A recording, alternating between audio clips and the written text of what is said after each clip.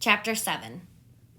Give it up. What you bout? I opened my eyes and looked around, trying to make out where I was. It was after sunup, and I had been sound asleep. Pap was standing over me, looking sour and sick, too. He says, "What you doing with this gun?"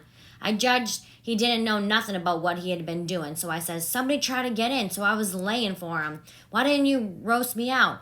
"Well, I tried to, but I couldn't. I couldn't budge you." "Well, all right. Don't stand there palavering all day, but out with you and see if there's a fish on the lines for breakfast. I'll be along in a minute." He unlocked the door and I cleared out up the riverbank. I noticed some pieces of limbs and such things floating down and a sprinkling of bark, so I know the river had begun to rise. I reckon I would have great times now if I was over at the town. The June rise used to be always luck for me. Because as soon as that rise begins, here comes cordwood floating down in pieces of log rafts, sometimes a dozen logs together. So all you have to do is to catch them and sell them to the wood yards and the sawmill. I went along up the bank with one eye out for Pap and the other one out for what the rise might fetch along. Well, all at once, here comes a canoe, just a beauty too, about 13 or 14 foot long, riding high like a duck. I shot head first off of the bank like a frog, closing all on, and struck out of the canoe. I just expected there'd be somebody laying down in it, because people often done that to fool folks. And when a chap had pulled a skiff out most to it, they'd rise up and laugh at him. But it weren't so this time. It was a drift canoe sure enough, and I clubbed in and paddled her ashore. Thinks I, the old man will be glad when he sees this. She's worth $10. But when I got to shore, Pap wasn't in sight yet. And as I was running her into a little creek like a gully, all hung over with vines and willows, I struck another idea. I judged I'd hide her good, and then, instead of taking to the woods when I run off, I'd go down the river about 50 miles and camp in one place for good and not have such a rough time tramping on foot. It was pretty close to the shanty, and I thought I heard the old man coming all the time, but I got her hid, and then I out and looked around a bunch of willows, and there was the old man down the path a piece, just drawing a bead on a bird with his gun, so he hadn't seen anything. When he got along, I was hard at it, taking up a trot line. He abused me for a little for being so slow, but I told him I fell in the river, and that was what made me so long. I knowed he would see I was wet, and then he would be asking questions. We got 5 catfish off the lines and went home. While we laid off after breakfast to sleep, both of us being about wore out, I got to thinking that if I could fix up some way to keep Pap and the widow from trying to follow me, it would be a certainer thing than trusting to luck to get far enough off before they missed me. You see, all kinds of things might happen. Well, I didn't see no way for a while, but by and by, Pap raised up a minute to drink another barrel of water, and he says, "Another time a man comes a-prowling around here, you roast me out, you hear? That man weren't here for no good. I'd a shot him. Next time you roast me out, you hear?" Then he dropped down and went to sleep again. But what he had been saying gave me the very idea I wanted. I says to myself, I can fix it now, so nobody won't think of following me. About 12 o'clock, we turned out and went along up the bank. The river was coming up pretty fast and lots of driftwood going by on the rise. By and by along comes part of a log raft, 9 logs fast together. We went out with a skiff and towed it ashore. Then we had dinner. Anybody but Pap would have waited and seen the day through so as to catch some more stuff, but that weren't Pap's style. 9 logs was enough for one time. He must shove right over to town and sell. So he locked me in and took the skiff and started off towing the raft about 3:30. I judged he wouldn't come back that night.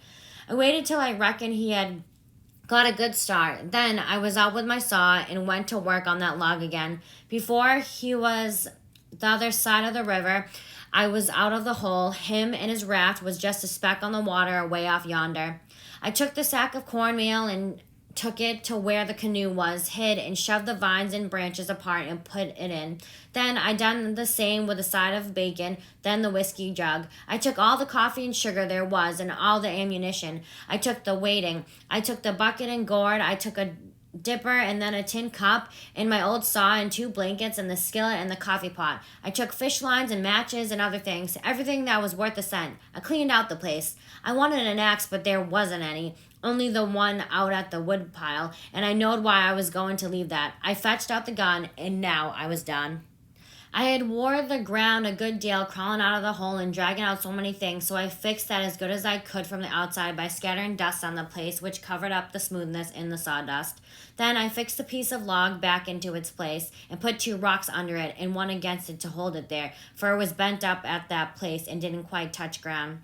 If you stood 4 or 5 foot away and didn't know it was sawed, you wouldn't ever noticed it. And besides, this was the back of the cabin, and it weren't likely anybody would go fooling around there. It was all grass cleared to the canoe, so I hadn't left a track. I followed around to see. I stood on the bank and looked out over the river, all safe, so I took the gun and went up a piece into the woods and was hunting around for some birds when I see a wild pig. Hogs soon went wild in them bottoms after they got away from the prairie farms. I shot this fellow and took him into camp. I took the axe and smashed in the door. I beat it and hacked it considerable at doing it. I fetched the pig in and took him back nearly to the table and hacked into his throat with the axe and laid him down on the ground to bleed. I say ground because it was ground, hard packed and no boards. Well, next I took an old sack and put a lot of big rocks in it, all I could drag, and I started it from the pig and dragged it to the other door through the woods down to the river and dumped it in, and down it sunk out of sight. You could easy see that something had been dragged over the ground. I did wish Tom Sawyer was there. I knowed he would take interest in this kind of business and throw in the fancy touches. Nobody could spread himself like Tom Sawyer in such a thing as that. Well, last I pulled out some of my hair and bloodied the axe good and stuck it on the backside and slung the axe in the corner. Then I took up the pig and held him to my breast with my jacket so he couldn't drip, till I got a good piece below the house and then dumped him into the river. Now I thought of something else, so I went and got the bag of meal and my old saw out of the canoe and fetched them to the house. I took the bag to where it used to stand and ripped a hole in the bottom of it with the saw. From there weren't no knives and forks on the place. Pap done everything with his clasp knife about the cooking. Then I carried the sack about 100 yards across the grass and through the willows east of the house to the shallow lake that was 5 miles wide and full of rushes, and ducks too, you might say, in the season.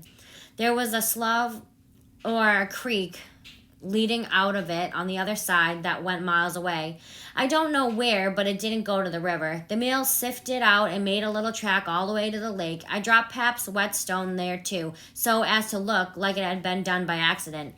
Then I tied up the rip of the mule's sack with a string so it wouldn't leak no more, and took it and my saw to the canoe again.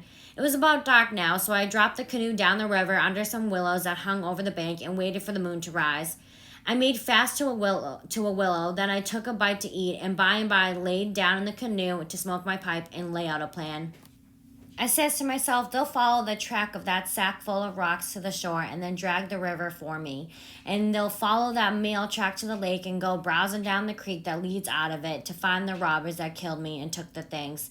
They won't ever hunt the river for anything but my dead carcass. They'll soon get tired of that and won't bother no more about me. All right, I can stop anywhere I want to. Jackson's Island is good enough for me. I know that island pretty well and nobody ever comes there. And then I can paddle over to town nights and slink around and pick up things I want. Jackson's Island's the place.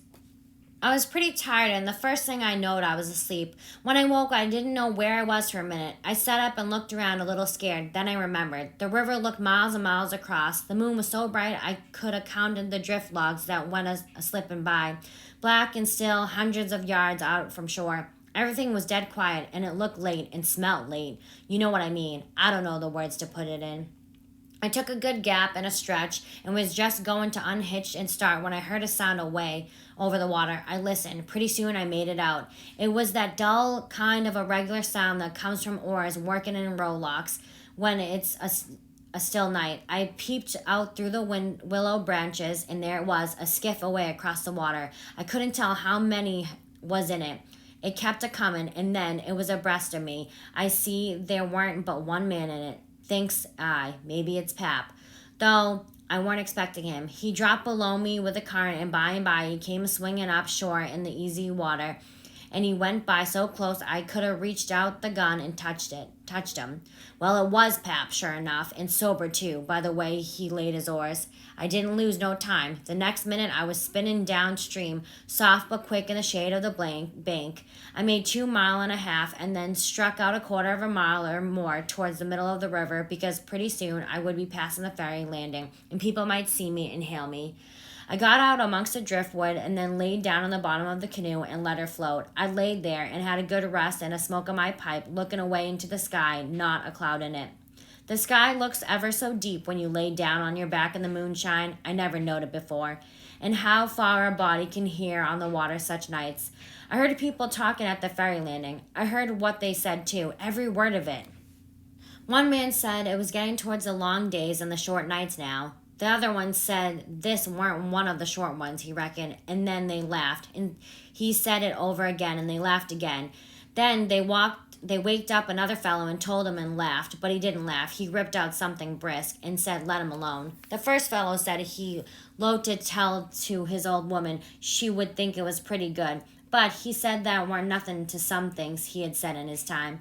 I heard one man say it was nearly 3 o'clock and he hoped daylight wouldn't wait more than about a week longer.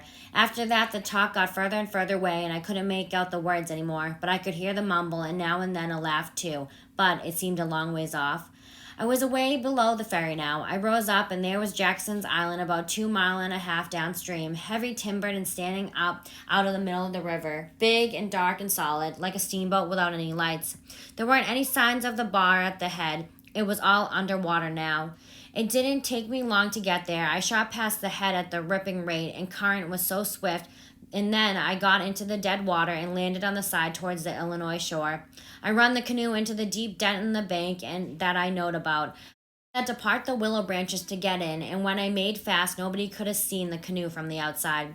I went up and sat down on a log at the head of the island and looked out on the river and the black driftwood and away over the town, 3 miles away, where there was 3 or 4 lights twinkling. A monstrous big lumber raft was about a mile upstream, coming along down with a lantern in the middle of it. I watched it come creeping down, and when it was most abreast of where I stood, I heard a man say, "Stern oars here! Heave her head to starboard!"